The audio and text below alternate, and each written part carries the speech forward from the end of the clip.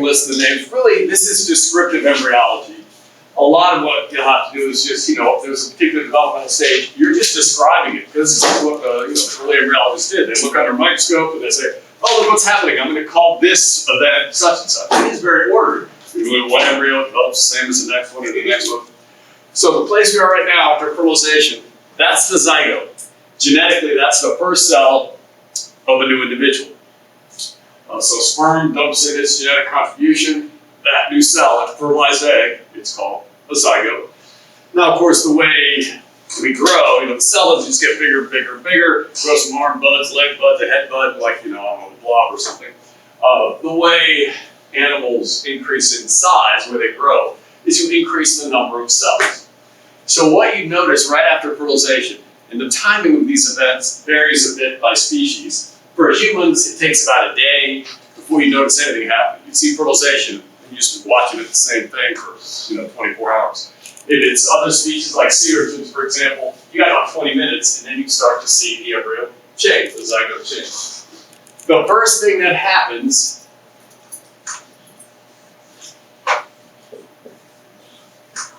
that you would notice, it's something called cleavage.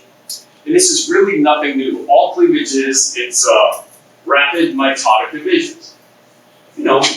Mitosis has occurred, it's occurring now, it occurs until you're dead. But what's unique about cleavage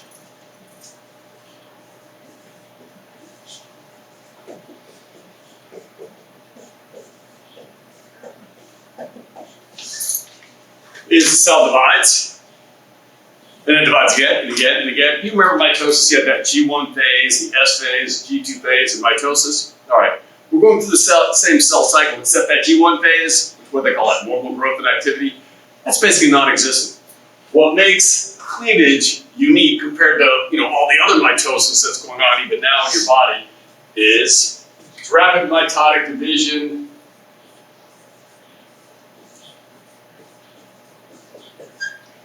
with no growth.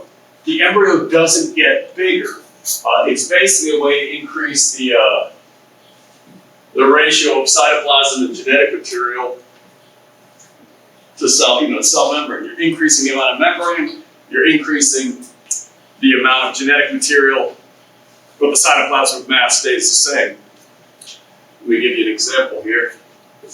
So here's your zygote, sperm here, they fertilize. Again, fertilization usually occurs about the first third of the uterine. Nothing happens for about a day, and keep in mind, this fertilized egg is moving through the uterine tubes for several days, so this early development isn't happening in the uterus, it's happening while the embryo is moving there. But here you'll notice you have one cell, that's a zygote. Here they're trying to show you two, that's cleavage. And let me show you, let's see what I have one with, I'll pull up the big one.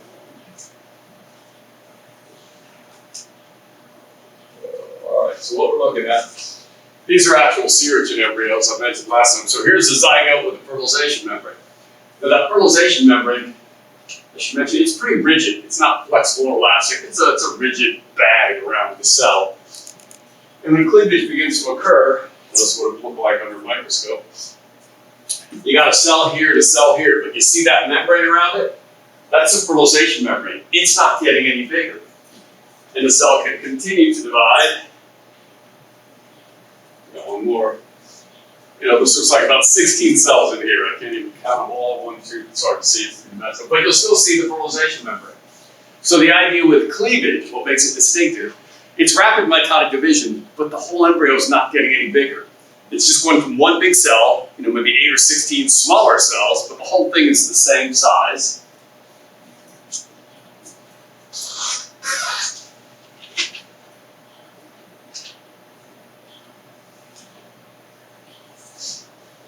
Now on my PowerPoint, you will see lots of different cleavage patterns. You don't need to worry about it. I use this for another course where we're looking at comparative or descriptive embryology, looking at different species. We've got frogs, you got sea urchins, you got humans in here. Don't worry about it. It's just cleavage for us. I will tell you then what happens is you start with one cell, that's your zygote. When it divides, you'll have 2 cells. Then you might end up with 4 cells, 8, 16.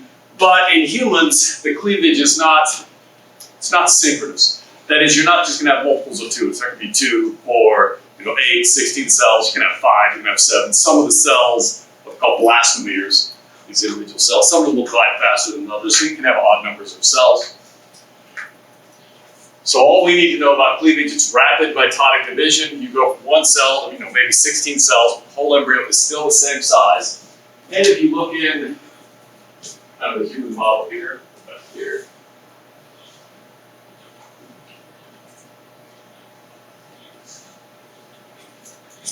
you've got 2 cells, 4 cells, 8 cells. This is all just cleavage. And I want to mention one other thing about the fertilization membrane, if I didn't mention it last time. We talked about tubal pregnancies. That fertilization membrane, it's handy. One, it gives you an indication of size. But that membrane also prevents that embryo from implanting in uterine tube. So as long as it stays in that fertilization membrane, it won't implant. Again, you don't want it to implant in the uterine tube. It can't accommodate the growing embryo. Now, cleavage will occur. You'll go from 2 cells, 4 cells, 8 cells. Eventually, what you end up with is a solid ball of cells. It's a stage called a morula. I'm trying to show right about here. Morula is just a descriptive name. You know what a mulberry is? Or blackberry or raspberry, they all look the same. Those little compound fruit. That's it. These guys looking at these early embryos, said, "Hey Jim, this thing looks like a mulberry." And that's the morula is its description. So morula is a solid ball of cells, no bigger than the original embryo, or the original zygote, I should say. And it will still be wrapped in the fertilization membrane. So that's what you look like after about 4 days or so. You're just this excuse me, solid ball of cells. Now, keep in mind, mitosis is going to continue. Mitosis will continue until you are dead.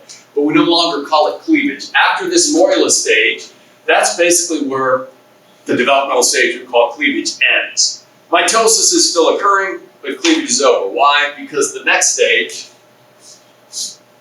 there's going to be growth of the embryo. The things can get bigger. If you want to measure with a ruler or something, you can see it getting bigger. So the next description of the next stage we'll look at is something called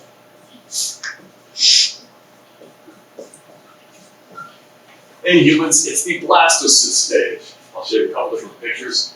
But here it is, and what happens, that solid ball of cells, the cells on the outside are put together with belt desmosomes, and the whole structure starts taking on fluid. It basically inflates like a balloon. So you went from a solid ball of cells, what you're going to end up with is a hollow ball of cells. Looks something like, give myself some room over here.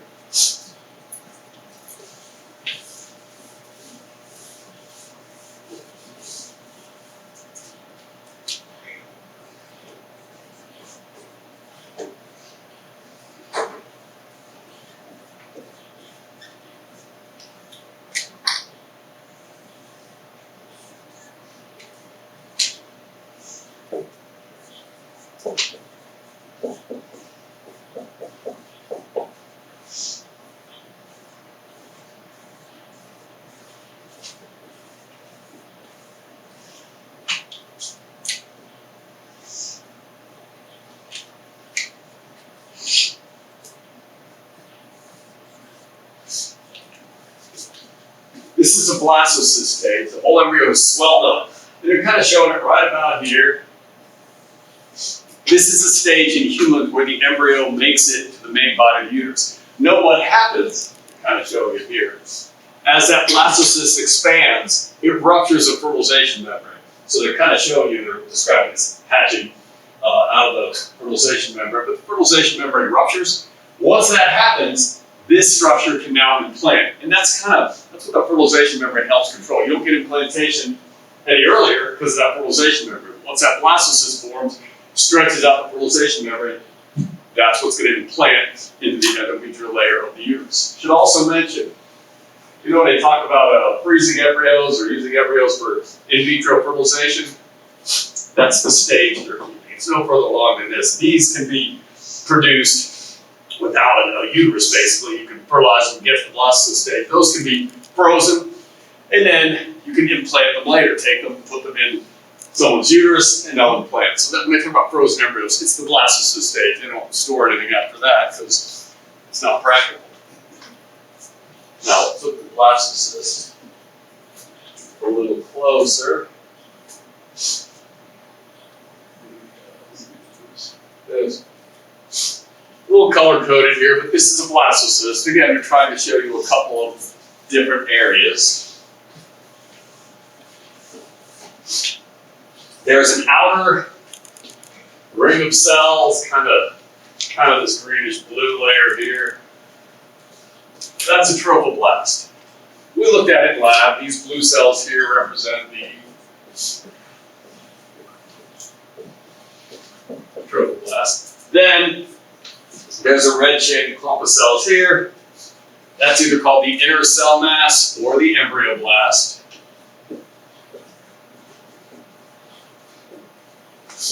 And a couple things I want to mention. These would not look different. If you look at this thing under the microscope, looking at these cells and looking at these cells, there's no difference in the cells yet. All the cells look the same. You'll notice in all these embryology diagrams, you'll see a bunch of just different colors. Let's see, like this one. Here's your blastocyst. Notice how these are orange, these are blue. The cells basically look the same. What they do, or what they've done in early embryology, they develop things called fate maps. Again, early embryos, all the cells are the same. They haven't specialized yet. You don't have epithelial cells, you don't have muscle cells. They all look the same. But what they would do with these early embryos, they used to go in and they would mark the cell. You do something as simple as injecting India ink in the cytoplasm. It's a particulate ink, it stays with the cell. So they mark these cells, and they just see what they develop, down the road, days, months, hours later. Then they could come back to the embryo and say, all of these cells turn into a certain structure, I'm going to mark them red. All these cells are something different, I'll use a different color. So these colors that you see on all these diagrams, like this, that's a frog embryo, it's got good colors. These cells actually all look the same at this point, but we know, based on previous studies, that the developmental fate of these three populations of cells is going to be a little different. So that's why even in the lab, the trophoblast, especially those little single rubber models, they have like gray cells out here and then yellow or orange ones on the inside. They're trying to highlight different developmental fates for these groups of cells. As I already mentioned in lab, the trophoblast, what does that do? What does that become? It's not part of the embryo. Ultimately, it's called the trophoblast, but it's going to be the chorion. It is genetically the embryo's cells. If you pulled out the DNA, it matches a zygote. But those trophoblast cells, if you mark them and follow them in development, they never become part of the embryo itself. Not its arms, not its legs, not its guts. They're making what we call extraembryonic membranes. We looked at a few of those in labs. Things like the amnion, the chorion, that's what these will form. So even though the trophoblast is genetically the fetus, it's not going to be part of it. This small little clump of red cells, let me go back to the human one, inside on this diagram, those cells, what we're calling the embryoblasts, if you mark those are going to end up being, you. They're going to be your head, your arms, your legs, your guts, all of your parts. So that's why they've made the distinction. These are all genetically, similar cells. They're all the embryo cells, but their developmental fate is different. Now, a couple other things I want to mention at this point, and you might have noticed it in the lab. If you look at a blastocyst, and make a bigger one, that's trophoblast. Now, I don't have all the colors I need, but if you look in one of the models in lab, you will see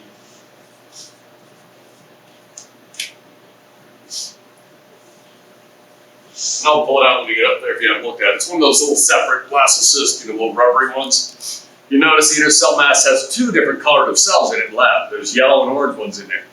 I want to mention a couple things about these cells in the blastocyst because, they're in the newspaper a lot, they're kind of interesting. In a human, the early blastocyst stage cells, that is these right here, these are the cells they refer to as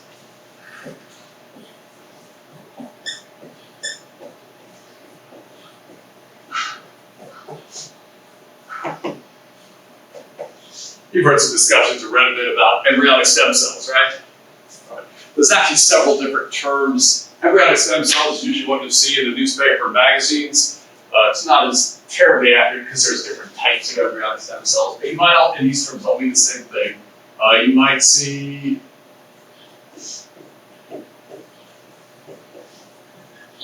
that might be spelled right. Totipotent, that's one word, or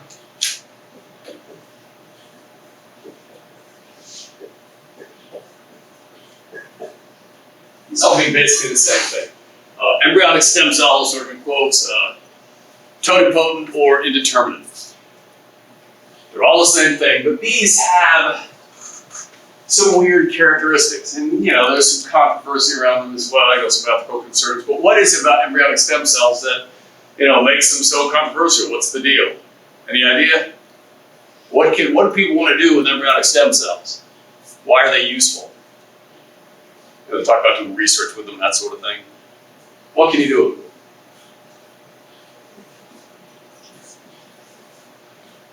All right, I'll answer. What these are, they're cells that can develop into everything. For example, what do you think would happen in this early blastocyst if I took some of these cells and I broke them off? So now I have a clump of cells here and a bigger clump of cells here. What's going to happen?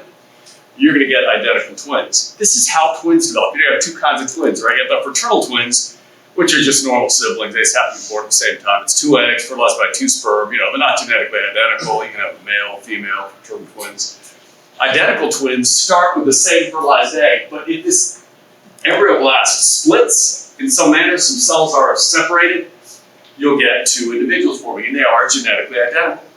So the idea is, these embryonic stem cells, and these are the embryonic stem cells we're talking about, very early blastocyst stage, basically before they implant. In a human, to get embryonic stem cells, it has to be the early blastocyst before it's attached to the uterus or anything else. Because these cells can produce anything. If you take out one of these early blastocyst embryoblast cells, and you could grow it, some kind of culture dish, you get an entire human. That's what happens when you have an identical twin. And research-wise, you can use it to repair damage. Like cells that don't normally regenerate in your heart, your brain. Hey, you get these stem cells, and sort of trick them into growing into a particular structure. That's the hard part. You can maybe replace damaged heart cells, maybe damaged neurons in the brain, that sort of thing. So there is some research going down that path. I think they've had some minimal success with it here and there. The trick is making the tissue grow into what you want, not just some random ear growing in the heart or something like that. But that's the characteristic of these early blastocyst embryoblast cells. They will produce everything. They're totipotent cells or indeterminate cells. Now, what's going to happen shortly after this stage, shortly after the early blastocyst, about when this thing starts to implant, you lose that characteristic.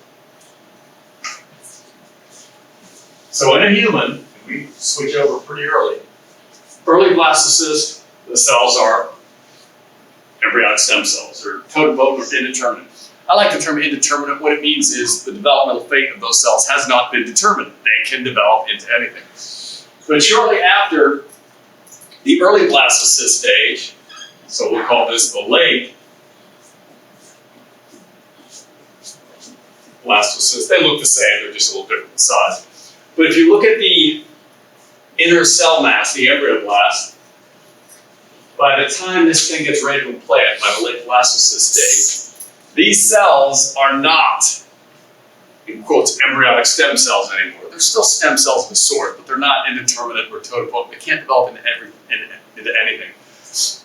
What happens very early in development, this late blastocyst stage, those cells start to basically reduce what they can turn into. Their developmental fate becomes limited.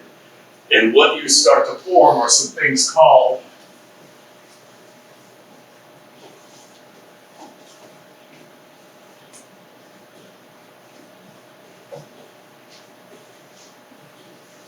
these things that are forming embryonic germ layers. All this means is the cells are starting down the path of sort of specialization.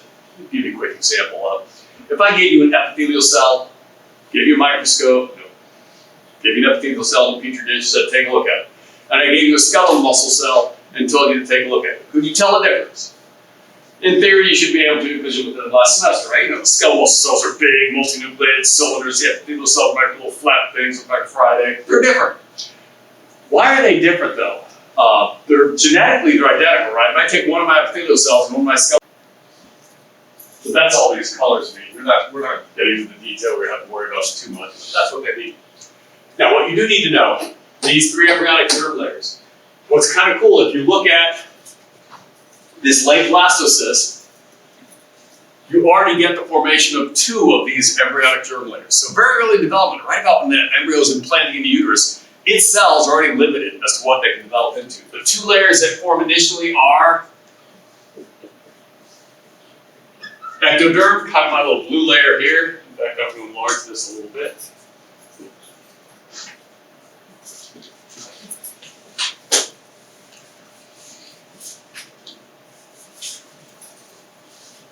So if we ignore the trophoblast, I'm basically just going to put a couple of layers of cells here.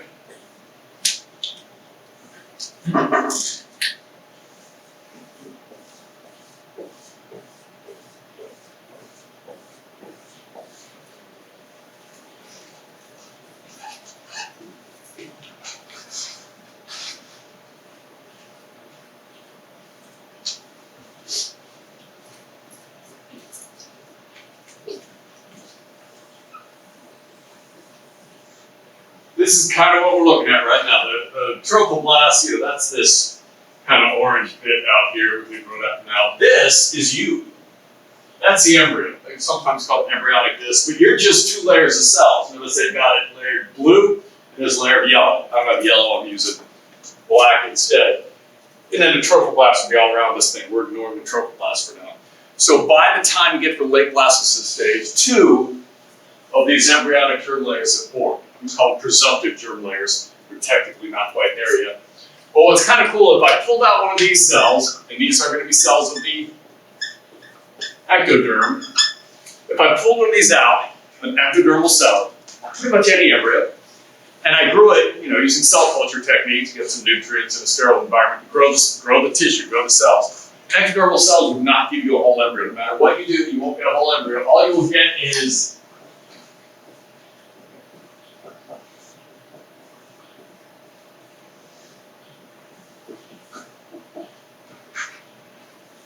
the integument and the nervous system.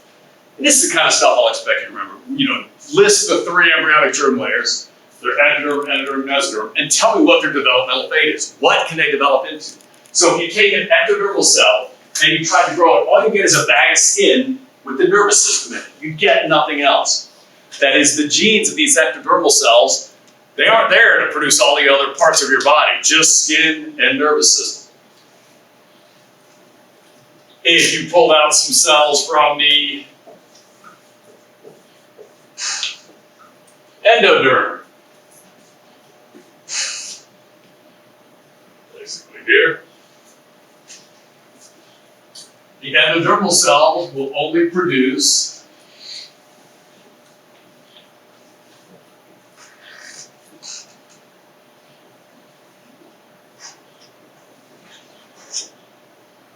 the digestive and respiratory system. So you get the alimentary canal from your mouth to your anus, that big long tube, and all of the digestive organs, liver, gallbladder, pancreas, and then you get the respiratory systems, lungs and trachea. So if you tried to grow these endodermal cells in culture, all you get is digestive and respiratory structure. You wouldn't get anything else. Now that's all you have in the late blastocyst. You don't have all the germ layers yet. The third one is going to be formed in a moment in a different process. I'll mention it in a bit, but while we're here, let me talk about this last layer. We're showing you here, and I'll show you how these got there, but you notice between the blue ectoderm and the yellow endoderm, you see this little patch of red cells here? That's the third embryonic germ layer. These are the mesodermal cells. Again, they haven't quite got there in the late blastocyst yet. I'll show you how to get there in a minute. But the mesodermal cells, they produce everything else. Basically, you got the skin on the outside, you got the intestine on the inside, everything in between, which would include things like skeletal muscle, bone, your skeletal system, blood vessels, the heart, the kidneys, also blood, bones, blood vessels, blood heart. That's about it. Everything else. So ectoderm, think of it as producing your outside layer plus the nervous system. Endoderm produces, the visceral, your alimentary canal and its organs. And then the mesoderm is everything in between.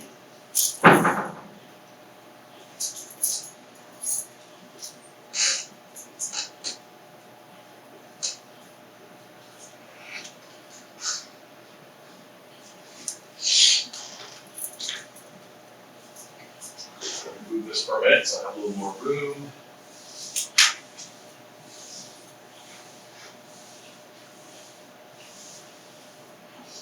All right, so you got 3 embryonic germ layers that begin to form at the end of the blastocyst stage. So by the time we reach the end of the blastocyst, you've got at least presumptive ectodermal cells, presumptive endodermal cells, but that's it, at the end of the blastocyst stage. So with zygote, cleavage, morula, blastocyst, number 4 was blastocyst. But we don't look anything like we should yet. Basically, what you look like, the embryo itself at the end of the blastocyst stage, you're a little flattened disc, a little flattened pancake, a couple of cells thick. That's all you are. In fact, down here, this is a chicken, but it looks just like a human, believe it or not. This is kind of what you look like. You got a layer of cells here in blue at the moment, and you got the layer of cells in yellow. That's a presumptive ectoderm and endoderm. You don't look anything like an adult. Your architecture, your body plan is completely wrong. The next step in development is where the embryo is going to form the 3rd embryonic germ layer, the mesoderm will form, and also takes up sort of the orientation and the axis, the body plan, the symmetry of an adult. In this next stage, it's almost the last one we'll do. It's called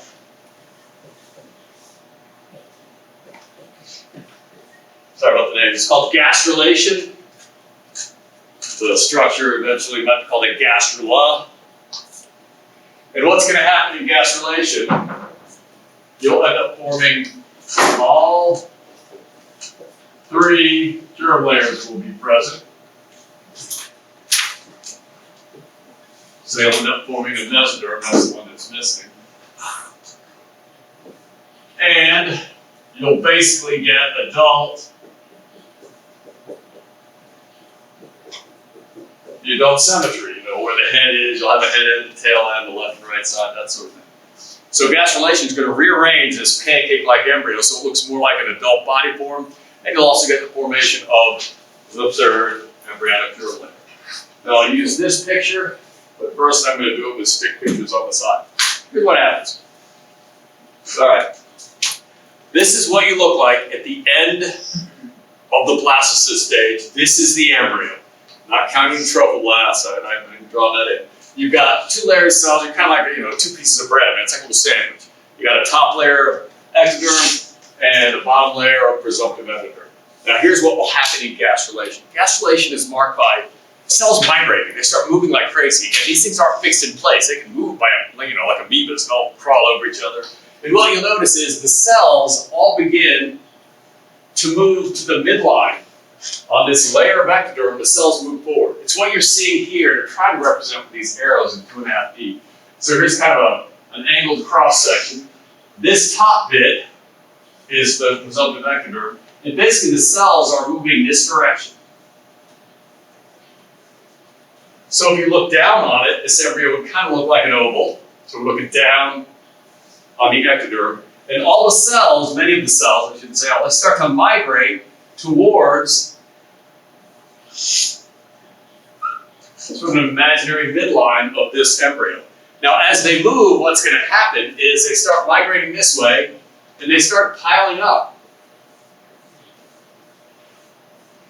as they move. So the cells are really moving like a little amoeba. You can see them, if you have them marked and you have a video, you watch them moving forward.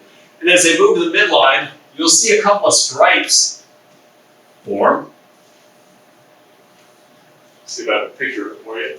These stripes, I'm going to pull up a different set of videos. Now we don't look at any of these in our lab. We don't do the embryo slides because they're just too much. I'll pull up some other videos in a bit. But these cells start to kind of pile up along the midline, and you can see it in a microscope. If you look at this early embryo at this stage in development, you'll see two dark lines running down the embryo, right about here. They're darker because the cells are piling up there. This is kind of what they look like in cross-section. So we're looking at this point here. The cells are migrating here, kind of stacking up here, it makes it thicker. They refer to this as a primitive streak. If you look at these early embryos, you see these lines running down. Kind of cool. Now what's happening as these cells stack up, some of them will push their way through and move into this space between the ectoderm and the endoderm. And this is how you're going to get the formation of the mesoderm. So here's what you had. Here's your ectodermal layer, kind of the piece on top. Here's the endoderm, kind of that yellow at the bottom. These cells, some of these are breaking off and moving into that space. So all these cells they've shaded in red, those are going to be the mesodermal cells. That's the third layer. So at this point now, if you pull these cells out and grow them, all you can get some muscle, heart, blood vessels, that sort of thing, bone. So that's the embryo. At this point, after gastrulation initially, you have now an embryo that's made up of 3 layers. It still doesn't look anything like a human, an adult human, but at least it's got the 3 embryonic germ layers. Get your visual aids here. These would be perfect. So here's kind of what you got. Imagine these are the germ layers. You know, you got ectoderm on top. We'll make that blue.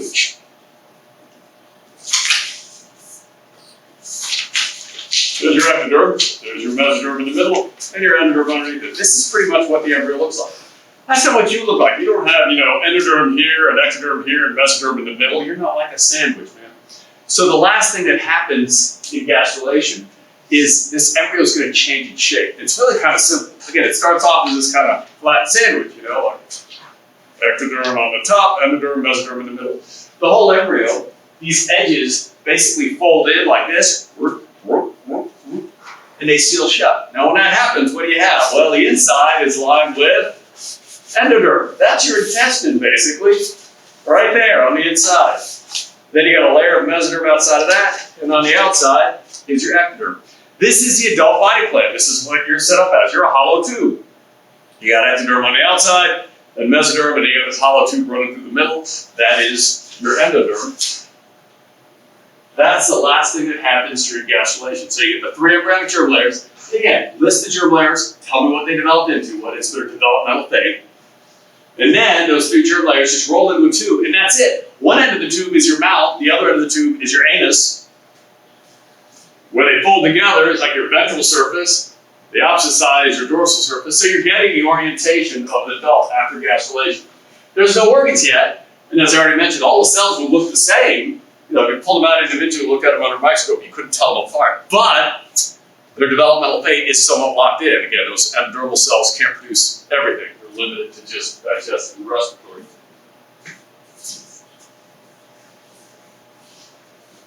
So our embryo, if we look at a cross-section of it, this is a frog, not a human.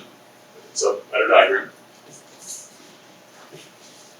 And they develop almost identically at this point.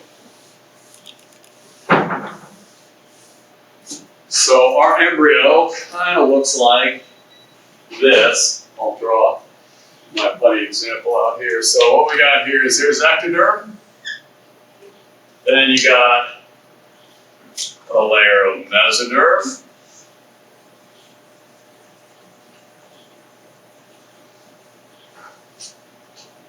In the middle. And then you got a layer of endoderm. That's pretty much what your architecture is as an adult. But if you took a cross-section at the end of gastrulation, this is kind of all you are. Right here. Here's the hollow space in the middle. That's going to be your intestine, stuff like that sort of thing. Then you got a layer of mesoderm in red, and you got the blue, ectoderm around it. But as I mentioned, all of these cells look the same. They are embryonic germ layers, so their developmental fate is locked in. But looking at them under a microscope, they all look the same. They haven't actually specialized yet. They haven't started expressing different proteins. They've lost access to some of the genome, they all look the same. So nothing is really developed that you can see. Well, shortly after gastrulation, the first of the organ systems will begin to form. and these, things you could actually see that, now I recognize that as a particular part. And that's what they're showing you here. The first structure that actually forms in a human, right along what's going to be the dorsal aspect of the animal, the mesoderm, the cells will condense, and they form a little sort of connective tissue rod. It's hollow, it's fluid filled, but there's a connective tissue rod called a notochord. This is it right here. If you're looking at the embryo sort of longitudinally,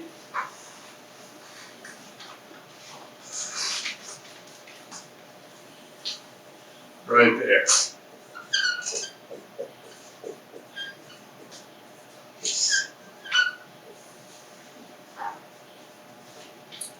This structure is called the notochord. It's a characteristic of all animals that call chordates, which are frogs and snakes and birds and all mammals are all chordates because they have this notochord. Now, to mention one thing, human embryos, early embryos, have a notochord. It's the main axial support running from tail to head in your back. Do we have one as an adult? No. What's your main axial support? Your backbone, right? Your vertebral column?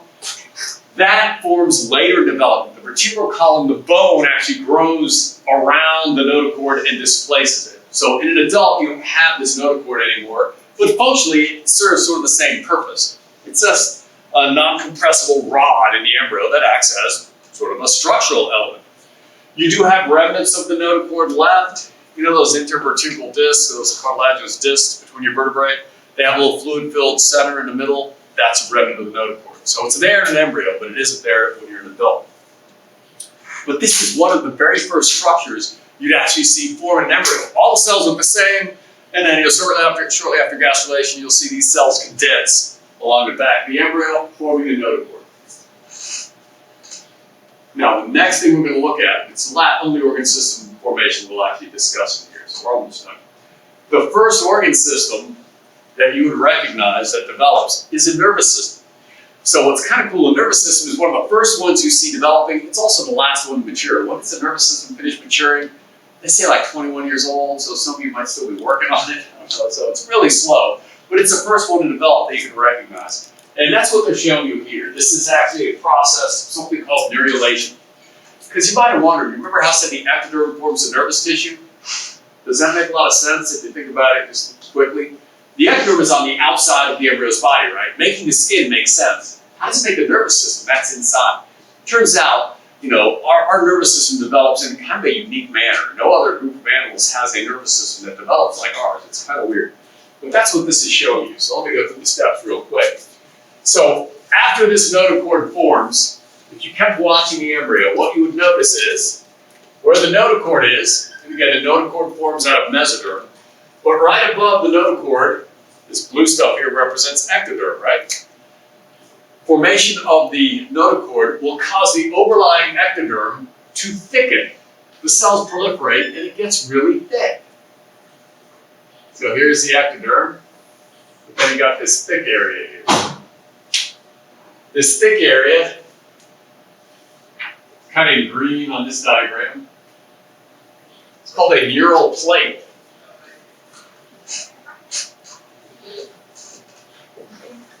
It's just a thick layer of ectoderm that develops just above where the notochord is in the mesoderm. Now, if we continue following this along, what will happen? You'll notice that neural plate kind of bends into a V or a U. It kind of sinks down in the middle.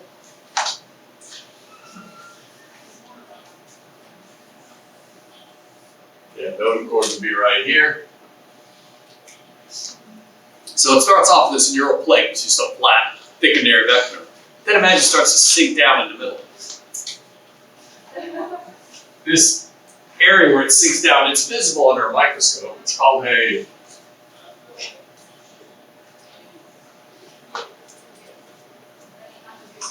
neural groove.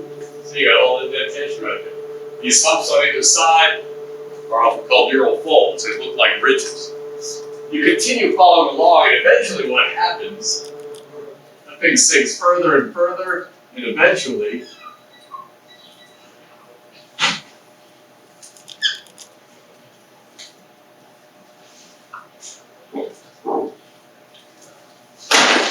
seals up. So you kind of have this neural plate like this, which is flat. Imagine it sinks in, sinks in, sinks in, sinks in, and then just seals. So this plate continues to sink in, until the ends. Those neural folds kind of touch. Now it's a separate tube. In fact, they changed its name to a neural tube.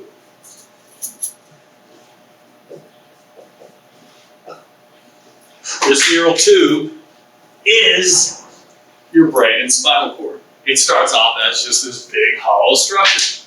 As you develop, it fills in the cells, picks up more function, but this is going to be your brain and spinal cord. And it is the first organ you can see developing. Now, what's kind of cool, the way this thing's developed, how does this tissue know, why does it develop in the nervous system there? Why not anywhere else? You'll find development is very ordered. Most of what we've been looking at is descriptive. It's old. Much of the research you're currently working on is the signaling required. How do particular cells know to develop into a particular structure? Turns out there are chemicals that are released from certain groups of cells that signal much of these changes. The idea is when you look at that first zygote, that first fertilized egg, it's got a bunch of cytoplasm in it, right? What we found out, the cytoplasm in that first cell, that zygote, is not homogeneous, it's not evenly mixed. There's concentration gradients of all kinds of different chemicals. So when cleavage occurs and you start making those first few cells, the composition of the cytoplasm is different.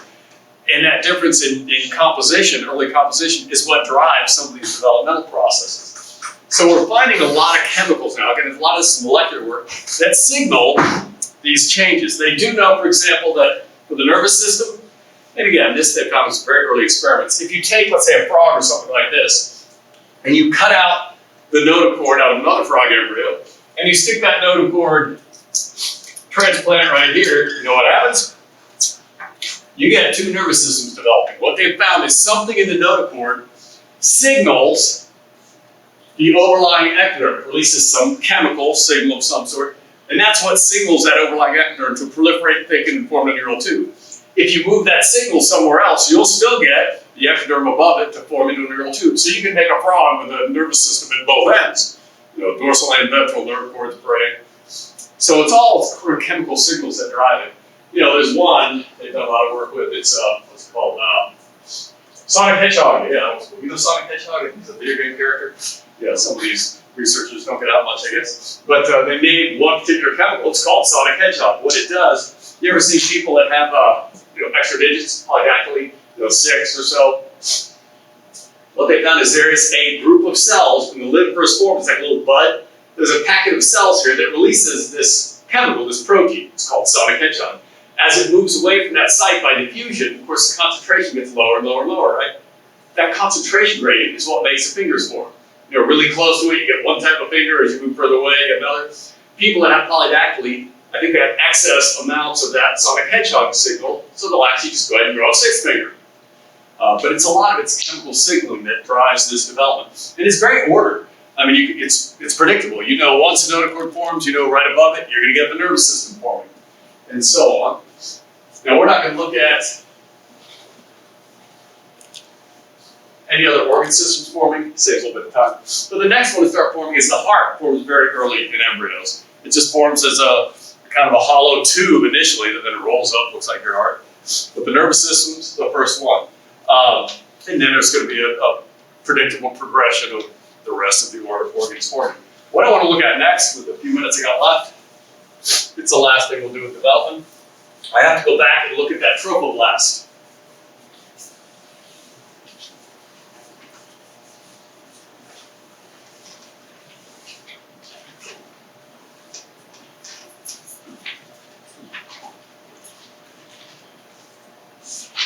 All right, so what we look at this point, we've basically been looking at the embryoblast, the cells that will form the embryo itself.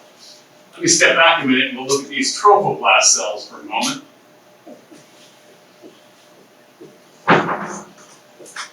Remember, the trophoblast cells, they're not going to be part of the embryo, but they are genetically embryonic cells. The trophoblast will form one of the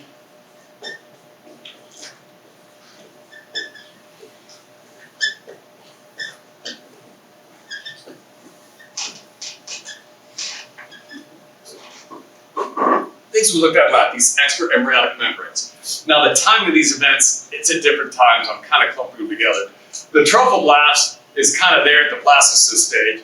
The rest of these extraembryonic membranes will actually develop about when gastrulation occurs. That's when they're forming. They usually form as outgrowths of the gut. But I'm going to kind of look at them all collectively at the same time. And for that, I've got another diagram I'll use. A little further along developmentally.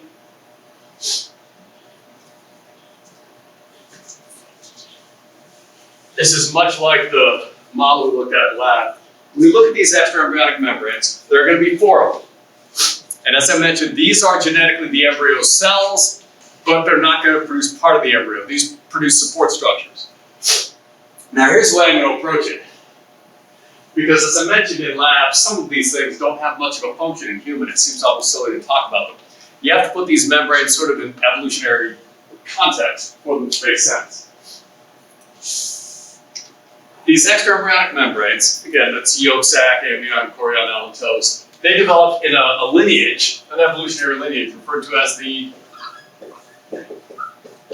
amniotes. Now, you don't need to know about amniotes, you don't need to know about chickens. I'm going to talk about chickens and lizards a bit.